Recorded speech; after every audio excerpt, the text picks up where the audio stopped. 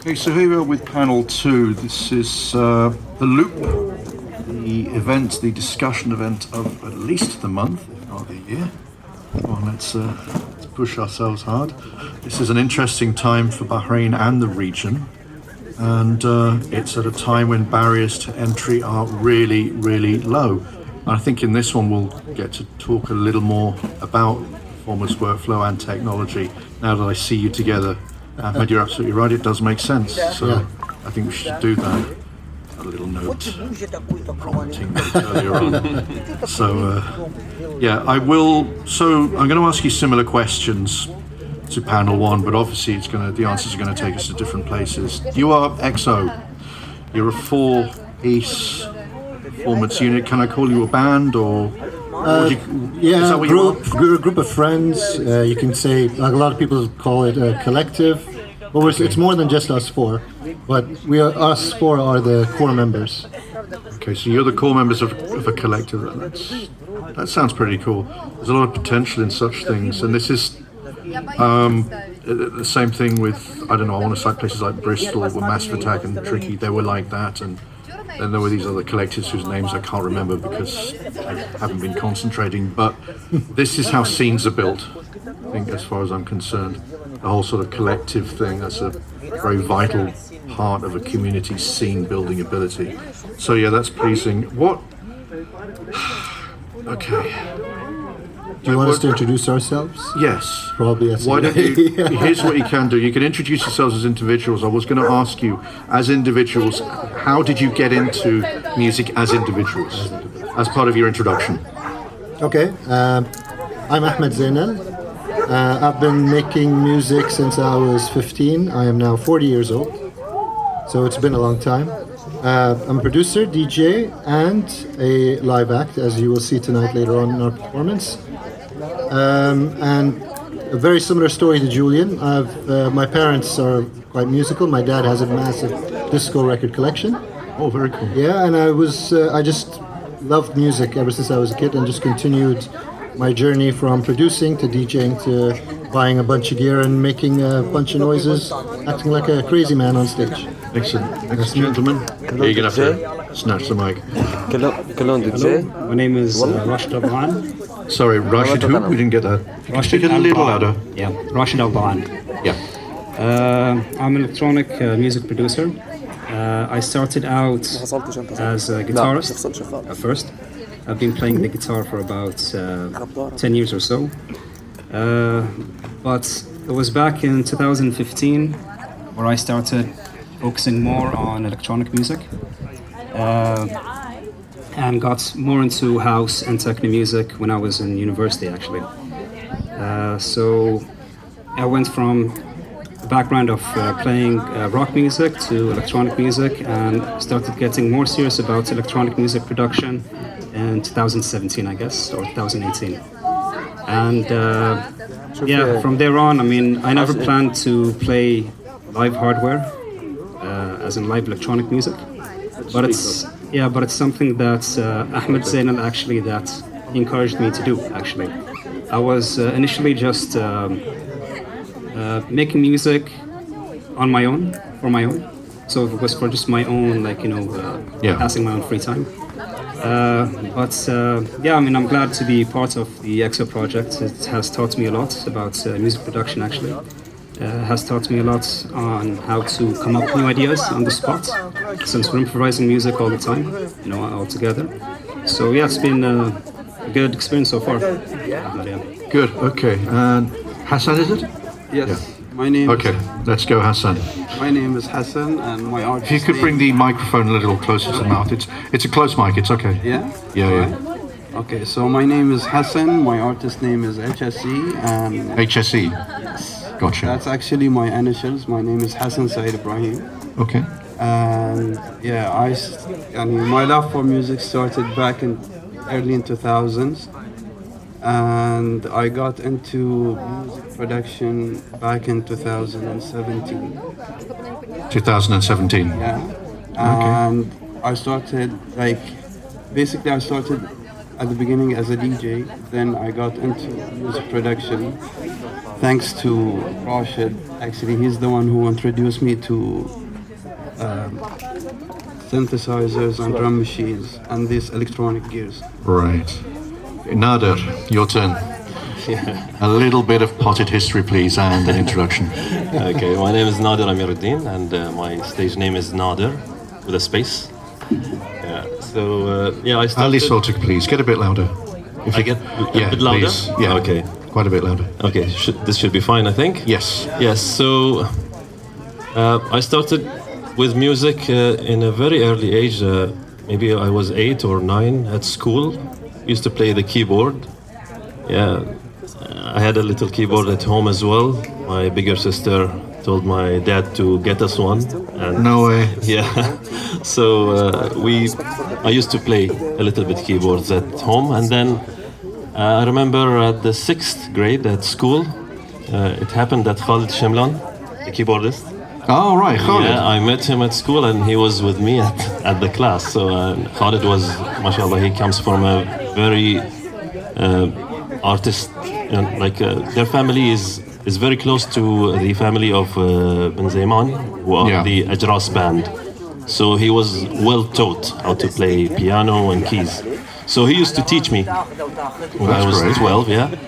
And then I used to play at school.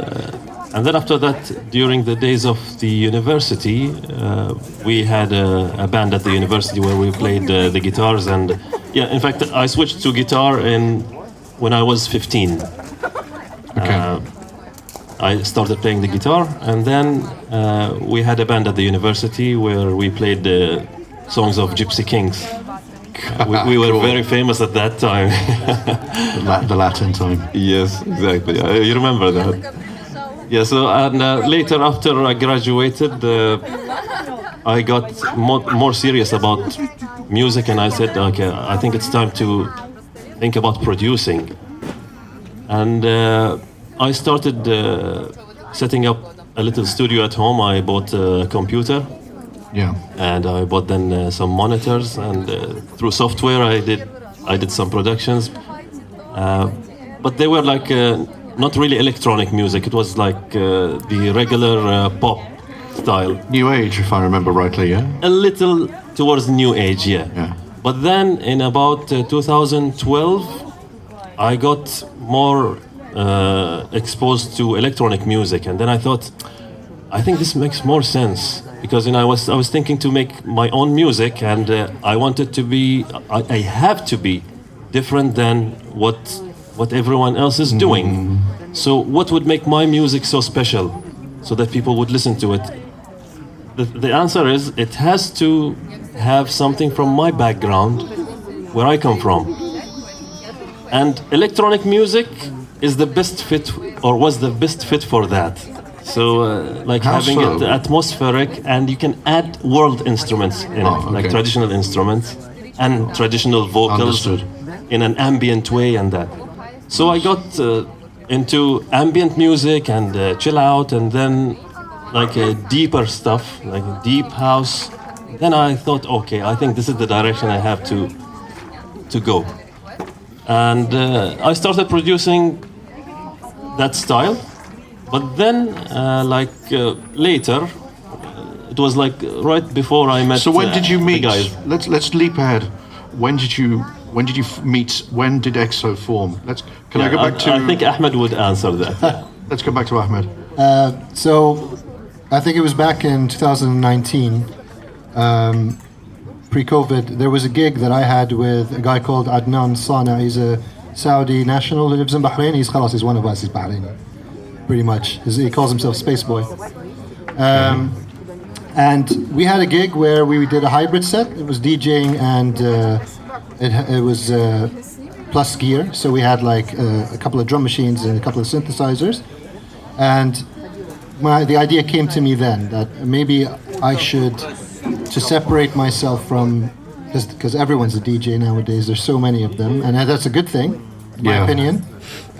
But it's becoming very difficult for us to stand out because it's a very Yeah. saturated market. So I thought, why not get into live music? Because I already have that producer background, and I know quite a few people who have a bunch of gear similar to mine, and who are like-minded and open to crazy ideas. So Nader was the first person I approached. I called him on the phone. I remember that day. I called you on the phone, and I told him about the concept, and I called it XO because if you imagine the table being the O, the X is basically the four of us facing each other. Nice. And the idea was that the stage would be in the middle of the crowd so that the crowd can see what we're doing, as opposed to a DJ set where the DJ is usually on a raised platform and you're not really sure what you're doing. So we're trying to demystify electronic music for people. Okay. And we want to show people that if we can do it, anyone can. That was the main purpose. And Rashid and HSE, they came along later on, and I did a couple of gigs with Rashid, just us as XO. A couple of times we click very, very well. And HSE, he was like the chaotic element that we needed, because he has a very strong techno background, and you need someone like that who's in charge of bass lines, and he helps me on the mixer as well. So there's a division of musical labor. There's division of labor, yes. Each person can really describe what they do. I think that would be a good idea.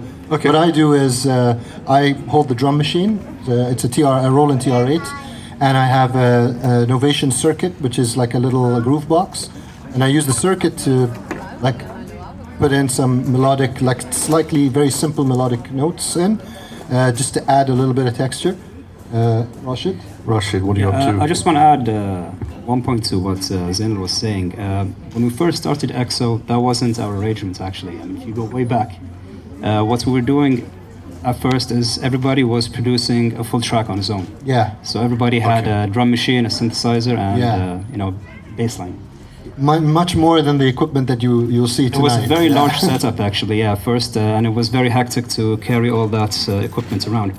Right. So we were actually trying to figure out as we were going along how to reduce that and make it like more practical for us to travel with. And it sounded too chunky. It was, I mean, at times, there was just way too much elements, and we just had to carve out, and bring things back. That's interesting. So we started out that way, but I think it was as of recently. Was it? I think the Sound and Fiction gig. Sound and Fiction. I think that was the first time the four of us performed. Played all together, and I think that was when we started dividing roles. So if I can just leap ahead a bit, what is your role? Let's get on to that. Well, at the moment, I'm using just the Octatrack, which is an 8-track. The Octatrack. Yeah. You're the Electronaut. Yes. The Electronaut. Him and HSE. Yeah, I find the product to be very interesting. But Electron Octatrack. Octatrack, yeah. So it's basically just a sampler, and what I'm doing is I'm collecting samples. So with a lot of DJs now, what they're doing is they're digging for tracks, and what I've been doing lately for the past 2 years or so has been digging for samples. So they call it a workstation in a box. It's a DAW in a box, basically. You can do so much with it. It's a very flexible machine. The learning, it just needs time to fully, the learning curve. The learning curve, yes. That's why I hate them. Yeah. I think I got this sampler 3 years ago. How long did it take you to feel comfortable? I'm still not comfortable, to be honest, using it. I'm still all right, figuring things out as I'm going along. Okay, I'm going to argue with you a bit. I feel that you're comfortable but not satisfied. He's the perfectionist in the group. Yeah, but when did you start? There's a point where you were comfortable. Oh, I know it enough. I can take it out on stage. I can use it. I can perform in front of you. I didn't say satisfied. That's a totally different thing. No, we all convinced him that he was ready. When did you feel that you were ready to go out with it? Just recently, actually. In the last year or so, I guess. Okay. Because at the moment, even when I'm producing at home, actually, I'm just using the Octatrack at the moment. So I sample all the parts that I created in my synthesizers and drum machine. Put in the Octatrack and just jam to How does it compare to say a Digitact or similar? I don't have much experience with Digitact, but from what I've gathered, Digitact first of all does mono playback. Yes. Octatrack does stereo, and for me that's very crucial. And if I'm not mistaken, the Digitact does not send MIDI. If I'm not mistaken. Does it? Does now.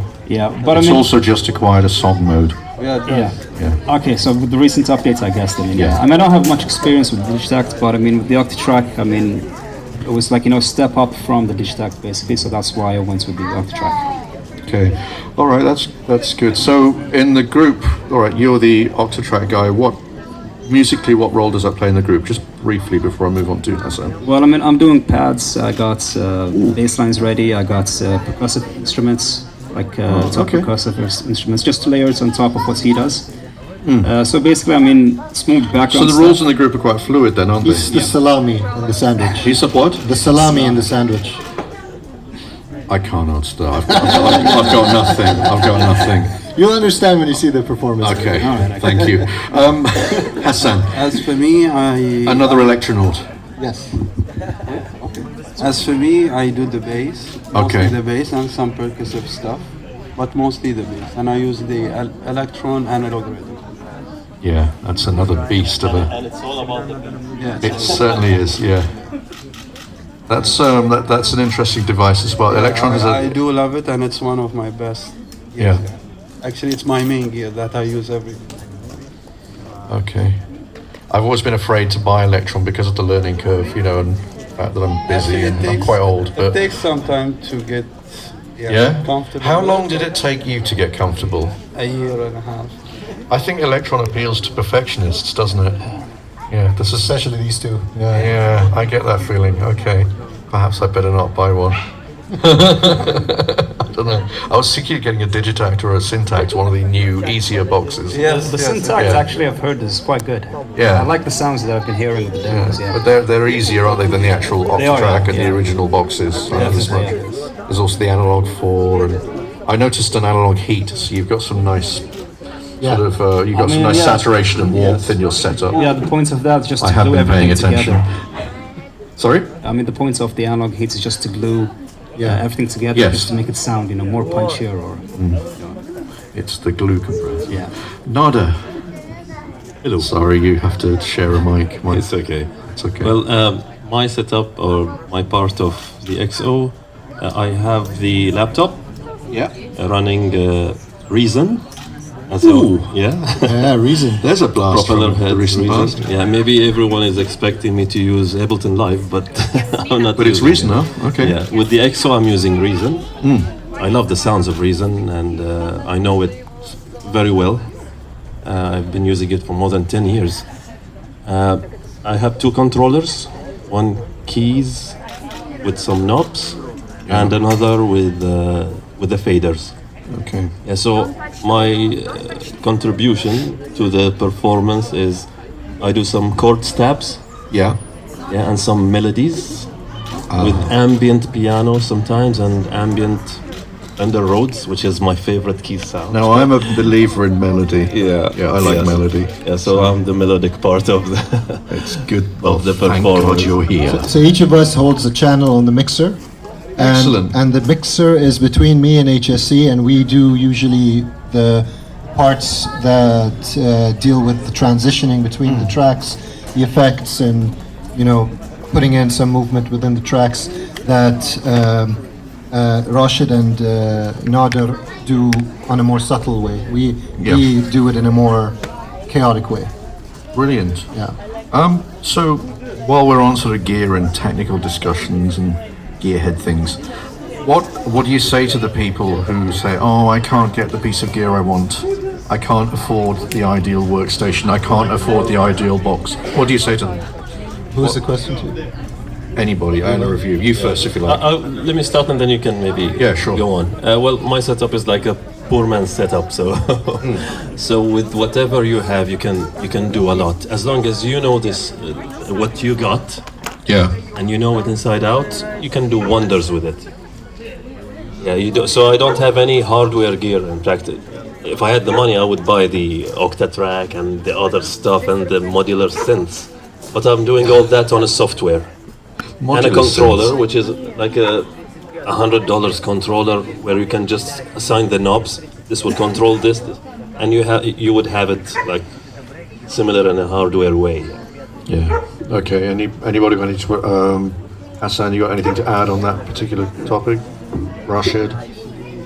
I once asked one of the producers here in Bahrain when I was about to start, and I asked him like, what do I need to get into music? And he was like, when it comes to hardware, if you want to play like Dawes, then you will have to get a gig. But if you want to be a producer, you just need to get a laptop. You don't need to get any piece of hardware like to produce something. So it's your call to choose whether you want to be like a live act or you want to be a producer. Both could do the job, but it's your call. Okay.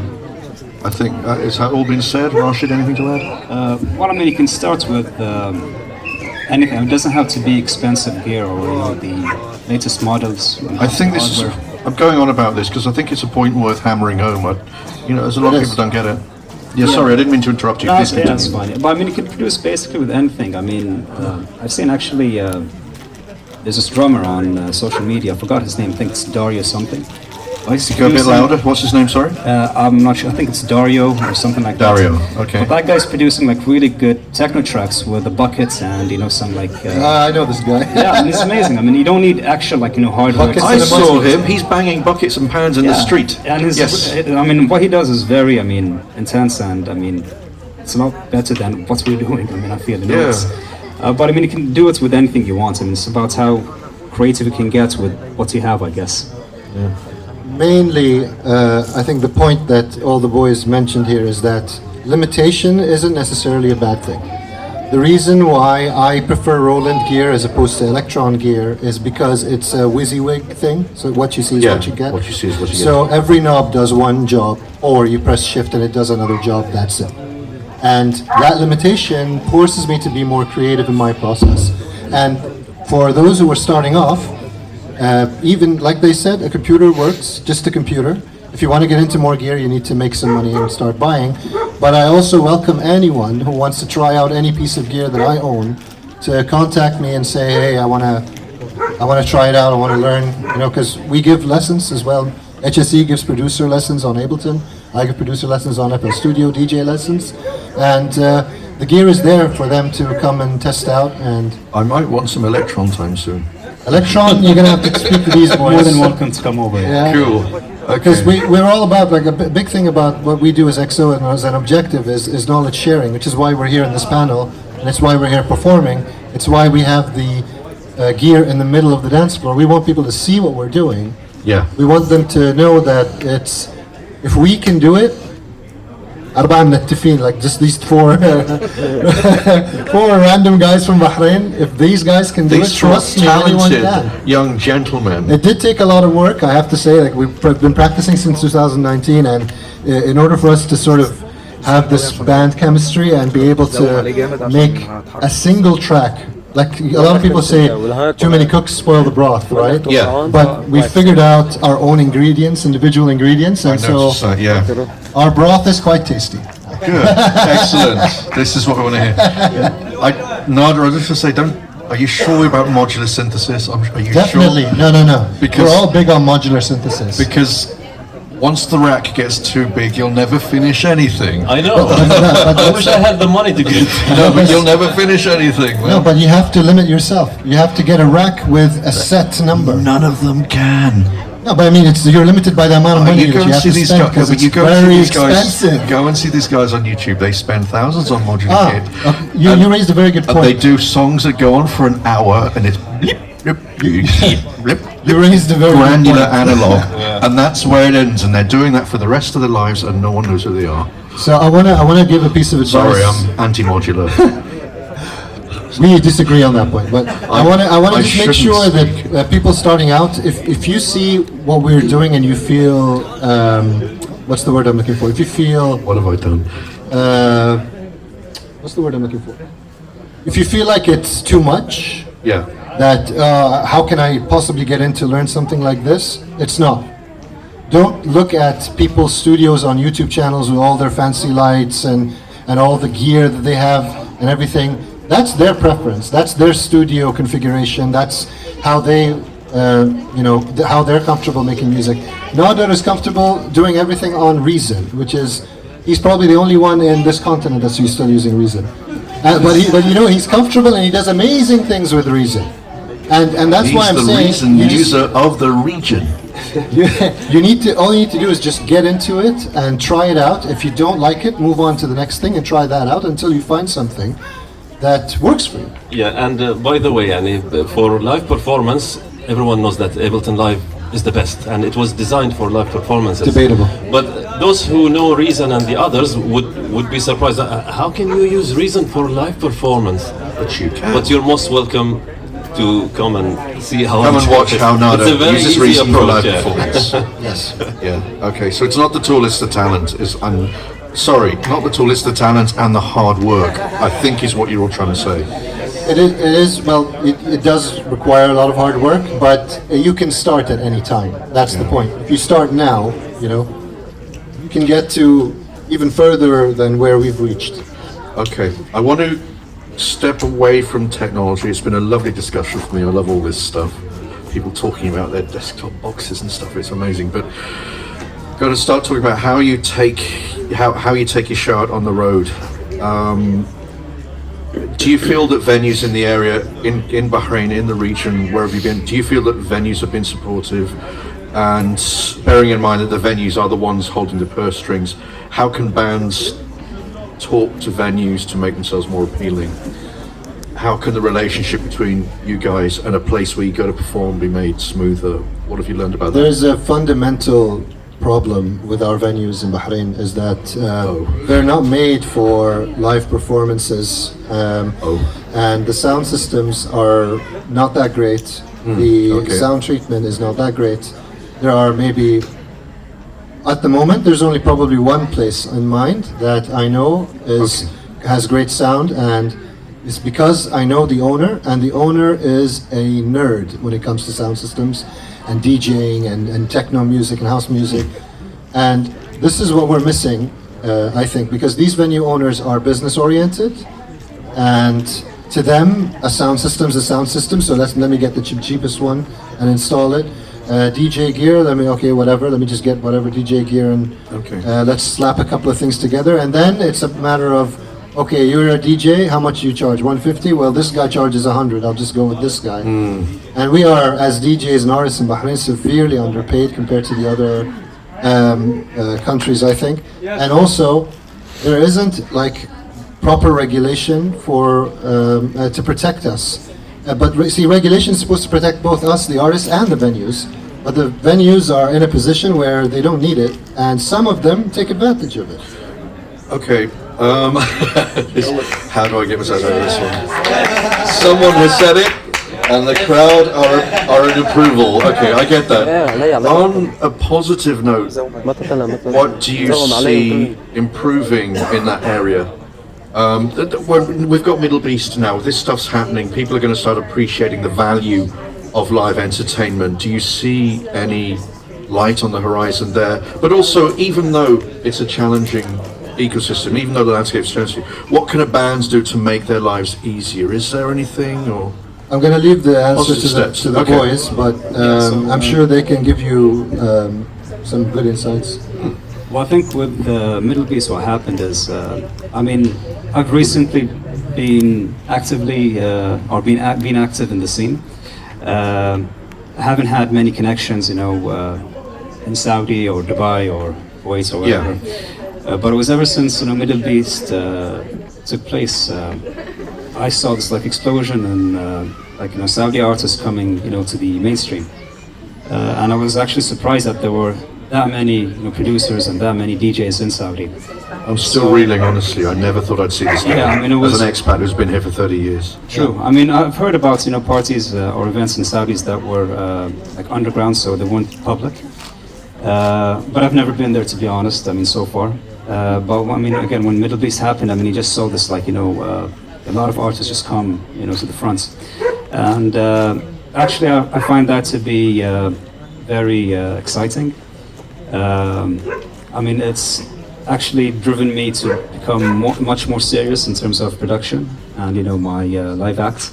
Nice. I feel that the competition is healthy, and I'm willing to take part in that as well. So it's been giving me a push actually these days, especially what's been happening in Saudi. So Hassan, Nada? I believe I have nothing more to add on Rashid's point, but Yeah. since then Middle East has grown a new hub for the region. It's changed everything, hasn't it? Yes, it did. Yeah, it really has. I don't think the impact of Middle Beast can be understated in Oh, for terms sure. of live electronic music. I think that's the one big thing that has suddenly made it all very promising again. Yes. I do stuff for the radio. I've got Logic on my laptop. You understand why? It's the one that comes with Apple. It's the cheapest. I'm there now doing musical stuff I haven't in years. Why? Because other people are doing it. I don't hope to make money. I just rediscovered my love, you know. So suddenly there's an hour a day or something that isn't devoted to anything else again, and it's been good. But you need to understand that Middle East isn't just about the performances and the big concerts and things like that. I just attended XP, which is their music conference. Yes. And during that, Abdullah was he was a moderator there actually, which is a surprise still to me. So People are surprised by me, Abdullah. Don't worry. so it's events like XP to me that are much more important because Yes. they start conversations, and it's like this event actually. So I thank you Faisal and Mohammed Janahi for organizing this because it's giving the artists. Thank you so much. It gives the artists a platform to speak because talent is here. There is talent on this island, in this region. God, yes. But the ecosystem is flawed and broken. There aren't any that many artist managers. There aren't that many booking agents. There are only venue owners, promoters, and then artists. Where is everybody? There's a few sound engineers. There's a few people that rent out their sound systems and things like that. Some that care about the sound and their sound. They sound really good. Some not so much. But we need to be heard. We have problems, and honestly, I speak for the four of us when we say that we're here to solve them. We want to work together and we want to solve them. Yeah, I think we're in at the beginning. I say we, but you. No, you're a all part of this you as well. are You're in a the part of this beginning. as well. Yeah, I suppose I am, aren't I? Just how are we doing for time, Faisal? All good. How long we got until the Q&A? Around 15 minutes. Until the Q&A? 5 minutes till the Q&A. Cool. Thank you very much. I got any questions? No, let's talk some more. I got We don't have any problem. Okay, I'm gonna do questions that the other guys had. Then Middle East has grown a new hub for the region. It's changed everything, hasn't it? Yes, it did. Yeah, it really has. I don't think the impact of Middle Beast can be understated in No, for terms sure. of live electronic music. I think that's the one big thing that has suddenly made it all very promising again. Yes. I do stuff for the radio. I've got Logic on my laptop. You understand why? It's the one that comes with Apple. It's the cheapest. I'm there now doing musical stuff I haven't in years. Why? Because other people are doing it. I don't hope to make money. I just rediscovered my love, So suddenly there's an hour a day or something that isn't devoted to anything else again, and it's been good. But you need to understand that Middle East isn't just about the performances and the big concerts and things like that. I just attended XP, which is their music conference. Yes. And during that, Abdullah was he was a moderator there actually, which is a surprise still to me. People are surprised by me, Abdullah. Don't worry. So it's events like XP to me that are much more important because Yes. they start conversations, and it's like this event actually. So I thank you Faisal and Mohammed Janahi for organizing this because it's giving the artists. Thank you so much. It gives the artists a platform to speak because talent is here. There is talent on this island, in this region. God, yes. But the ecosystem is flawed and broken. There aren't any that many artist managers. There aren't that many booking agents. There are only venue owners, promoters, and then artists. Where is everybody? There's a few sound engineers. There's a few people that rent out their sound systems and things like that. Some that care about the sound and their sound. They sound really good. Some not so much. But we need to be heard. We have problems, and honestly, I speak for the four of us when we say that we're here to solve them. We want to work together and we want to solve them. Yeah, I think we're in at the beginning. I say we, but you. No, you're a all part of this as well. Are You're in a the part of beginning. this as well. Yeah, I suppose I am, aren't I? Just how are we doing for time, Faisal? All good. How long we got until the Q&A?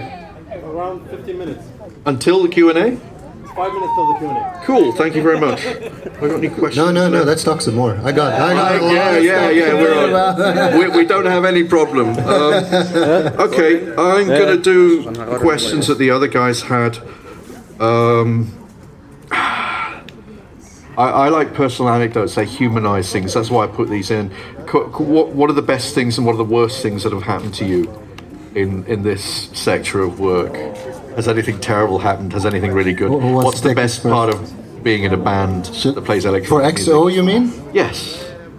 Or something personal. I guess for EXO, I think the challenge is, most of us, we come from different backgrounds or different styles. Okay. Like Ahmed's style is completely different from Nader, and it's completely different from Sayed. So it's, getting all that to work together, I think that's where the challenge lies. Okay. But it's still interesting. It's We not make like, it work. problem solving basically as we're going along, So I think that's where the challenge lies between all of us, is trying to make everything work and gel together, You're too in a musical diplomatic. sense. I'm not going to break you, am I? I'm not going to get any shocking Don't worry, I stories got a out lot of of stuff to say. you. You have? Go on. if you Come want on. to shed some lights on it, yeah. Let's have something for from it, yeah. Ahmed. You've got some stuff to say, sure. It's not the fault of people who are trying to book us, but because we're a four-piece band, Yeah. it is hard to get a fee that justifies what we've been doing. But there are some people that book us and they're doing things for the first time, and we're more than happy to support, and they can pay whatever they can pay. We're fine, but we have to reach a point where we are professionals, and we have worked very hard for a long time to reach the point that we're at now. And as much fun as we do have on stage performing, we'd like to get a reason to continue that is not just seeing people dance. We love that, but gear costs money, music costs money, and we spend a lot of time practicing and tightening up our sound, and we feel like all this effort isn't really reciprocated on the other business end of the industry. That's it. That's basically the problem. Controversial.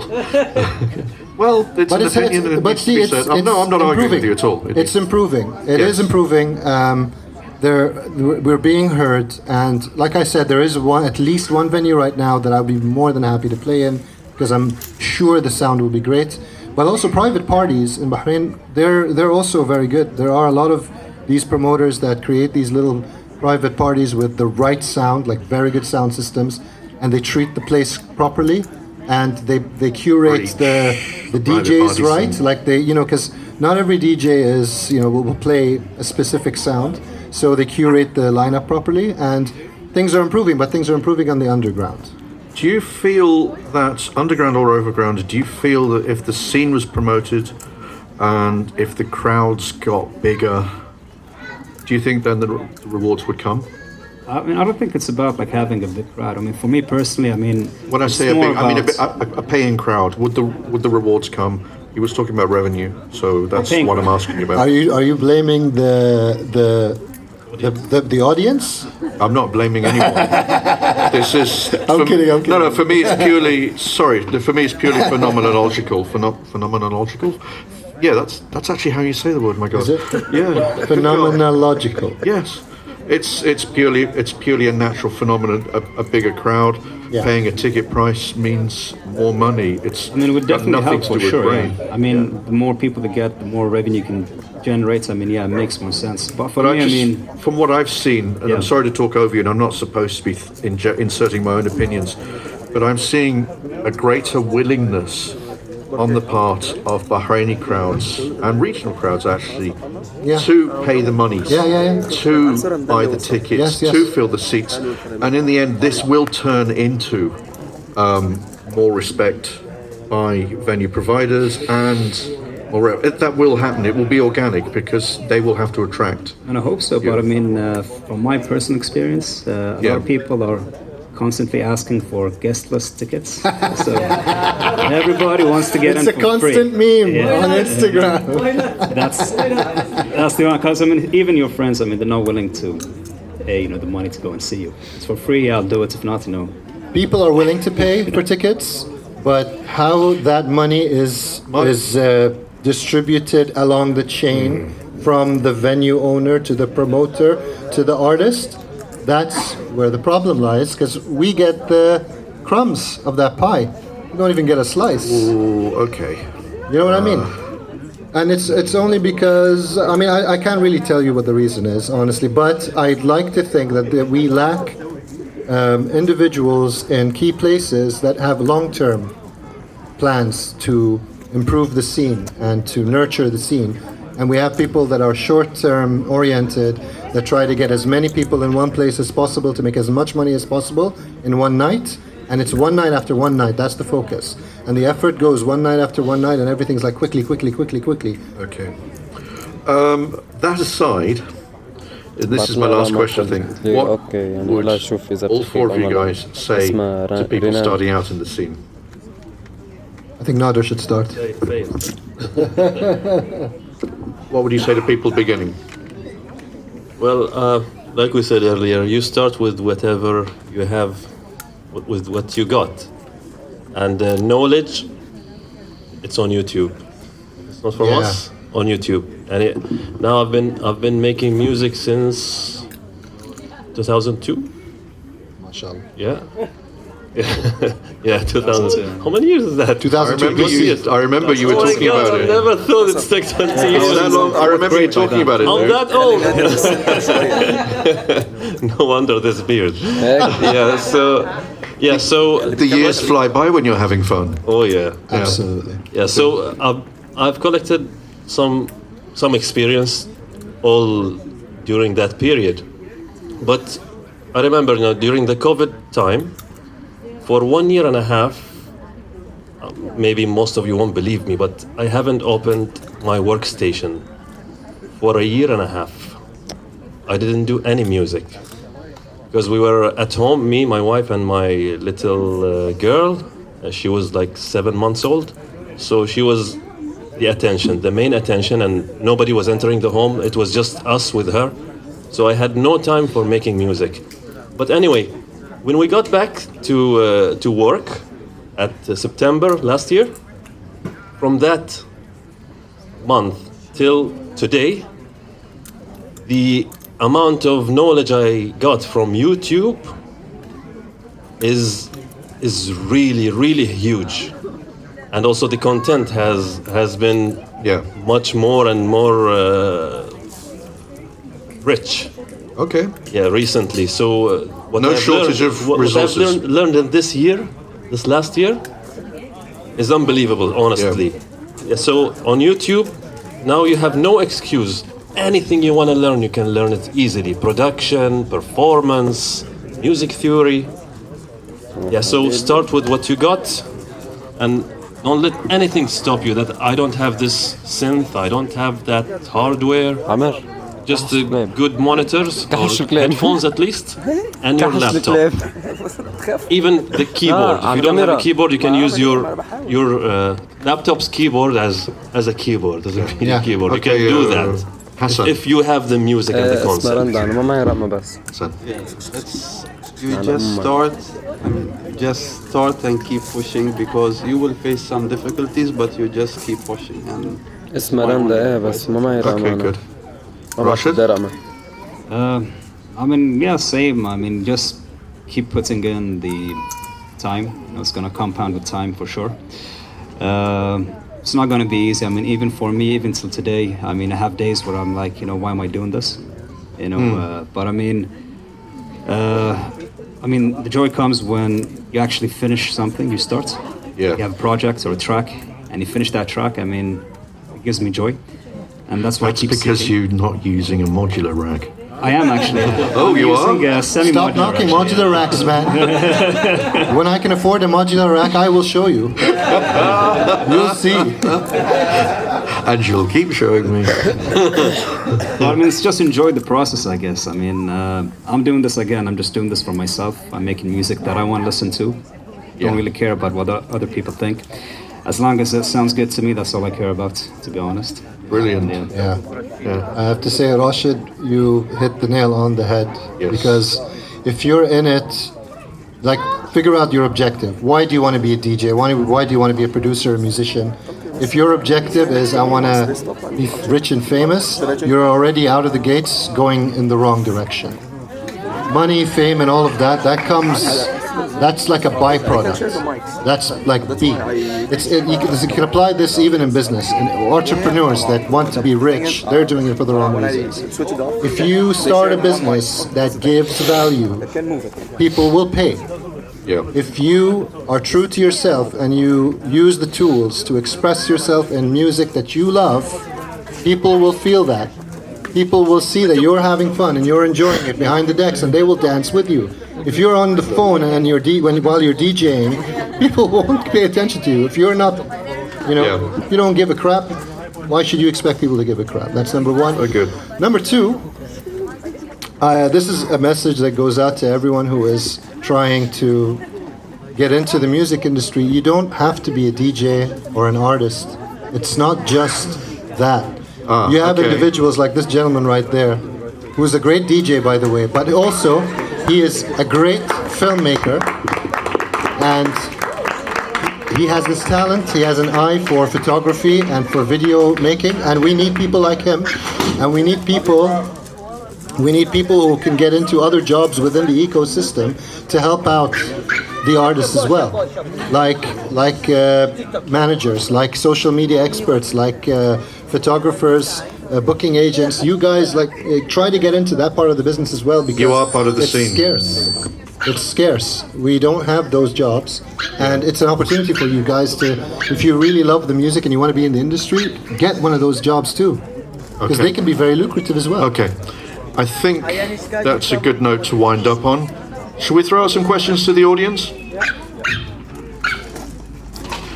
First of all, I'd like to thank the panel. Can we thank EXO for that? That talk was a lot of fun.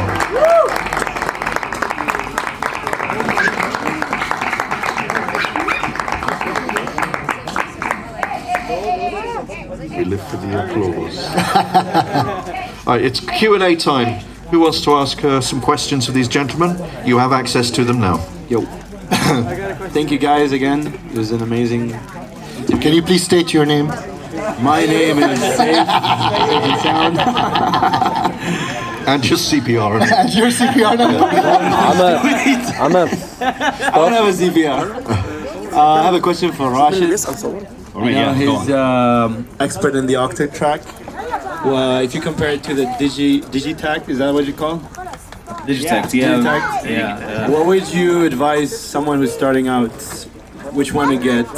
And I mean, again, with the Digitact, I'm not very familiar with the instrument itself, but I would recommend the Octatrack because I'm using it at the moment, but also because the Octatrack offers more flexibility than the Digitact. It's a bit more expensive, but the options that you get with the Octatrack, especially with the crossfader, assigning scenes, you can't get that with the Digitact. And for me, that's a very useful live performance tool, actually. And again, if you want to be producing music as well, I feel that the Octatrack gives you stereo playback, while the Digitact only gives you mono. So in that sense, it's going to be a bit limited. But my advice would be go for the Octatrack. thank you, Rashid. Most welcome. Gotta save more money. More day trading. All right, so going back to Zaino's point from before. Sorry, sir, could we just have your name, please? Oh, sure, yeah. Julian? I didn't hear you. It's you, Julian. Yeah. Oh, my apologies. No worries. Julian who? Julian who? Kind of like going back to Zaino's point about a flawed or broken system, right? Ecosystem here. In the GCC aspect, as for GCC nationals, what changes would you make politically, socially, and culturally to be able to change the landscape here for electronic music scene to make it more viable for like local artists as well? Because you see Saudi, for example, sending a lot of people to like Europe and stuff like that. How could you make the changes for this region to cater to the artists and actually cultivate the artists, to make it kind of like an incubator in a way? Okay, that's a good word, incubator. How would you create an electronic music incubator? So there's generally two ways that you can approach something like this, because it's a really, really big ask. You could do it the Saudi way, government backed, and one entity, Middle Beast, and they basically dictate and they make the decisions. Everything is centralized and it goes on. Or the other way, which is honestly my preferred way, because in Saudi, even though what Middle East is doing is amazing, I feel like, and a lot of people feel like, That's my dog, everyone. Do they make MIDI controllers for dog feet? Get your dog, bro. Do you have an opinion? Let's go, buddy. Let's go. Let's go get a treat. Sorry, I lost my train of thought. Okay, so there's two ways you can do it. One is you do it government backed. The other way is to organically have an entity such as like what we have in Bahrain is Tamkeen, Bahrain Development Bank, and have them launch programs to encourage Bahrainis to start businesses within the music industry. So businesses like promotion, social media and agencies for musicians and music events companies based only for music events in the electronic music scene, giving them, because they do a lot of subsidized training programs, so give them training programs on how to be a manager, how to be a booking agent. Also, fix the venues by giving them incentives to put in good sound systems and educate them that loud is not necessarily good. Yes. Because people go in there and they leave deaf, man. Over 100 decibels. It is insanely loud. And like me and the boys, we always have our hearing protection whenever we go to a club, man. Yeah. Because our ears are our assets as DJs. And people don't understand that. There are speaker zombies. They just stand right in front of the speaker and just all night. And you wake up and the importance of earplugs cannot be overstated. Yeah. Anybody who's going to be exposing themselves to long-term loud music needs to consider a good pair of earplugs. But you don't have to have the whole country liking electronic music. I don't think that's a good idea, and it's not it's not reachable. Ultimately, we want to have a healthy scene, and a healthy scene can be 50 people, it can be 500 people, and it can be 50,000 people. But we needs to be a healthy scene. It needs to be an ecosystem, and we need the right people in the right place, and we need you people, the crowd, to trust in us, and we'll bring the show for you. But we need help. Please help us bring you a good show. I think that's a good note. Does anyone else have any other questions? Yeah, I got a question right Okay, here. let's. Oh no. Who is it? Who are you, sir? My name is Abdullah Mahmoud. Nice to meet you, Singer Abdullah. of Disco Blue. That's right. Lead singer of Disco Blue, Right, gentlemen, that's ladies right, and gentlemen. that's right. I wanted to say first and foremost on your end question. First, I feel like boredom is the enemy of success, because you were just adding on to that. But my question is, how can us as artists contribute to the ecosystem of the music industry here? How can we play a part in making this a sustainable industry? You're not supposed to. You as an artist, ideally, you should be focusing on your art. Your management should be done by a person. Your finances done by another person. Your promotion and social media done by another person. You need a team. You need to focus on your craft and your art and do it. we're forced. Like I'm managing social media and promotion for XO, plus a member, and it is exhausting. We're also the roadies. We carry our own gear. We put our gear together and everything. We don't have a bunch of people to carry our stuff and everything, and it hinders the creative process. And if we want to really excel as artists, we need to be given the space to do it without having to worry about all the other stuff. But we're forced. Julian mentioned before, like you have to like focus on your social media. Most of us have a second, like a day job to fund whatever it is that we're doing, because we don't have a proper stream of income to do this. And this is the position that we're in. So we're like, what did Tupac say? The rose coming out of concrete. We need fertile soil, man. So if you're an artist and you feel like you want to take a break from your art, get into something else in the music industry and help the other artists out. Like this is why I'm doing the management thing for XO. I could like have two of these guys perform at one point. I won't perform and I'll do everything else for them, no problem. But it would mean the world if there were people dedicated with these jobs, paid well, because the music industry does pay well, to do the other jobs that are surrounding the artist. I just want to add one point to Zainal. What you can do actually is just show up. I think that's the least you can do. Point number one, show up. I mean, most people in Bahrain, I mean, if there's an event going on, they won't join until like 11 o'clock or 12 o'clock midnight. And they stay for 2 hours and then that's it. But people rarely show up, early and support opening acts. So I think showing up, is crucial as well. Very important. And a lot of artists do show up. And this does go out to all those who come to our gigs really early and show us support. And thank you guys. We do this for you. I think we're done. I think that's a good note to end. You've all got to show up. I mean, that's, Yeah, we'll be performing. You can't say 9 fairer p.m. than that. No, don't go away. Don't go away. You're here now. These guys will be performing for your listening pleasure very soon. I'd like a big thank you for everyone who's been on this panel, and a thank you for Faisal, who, with his partner, organised this show. Round of applause, please. I can't hear you. Faisal, WAV MENA. That's right.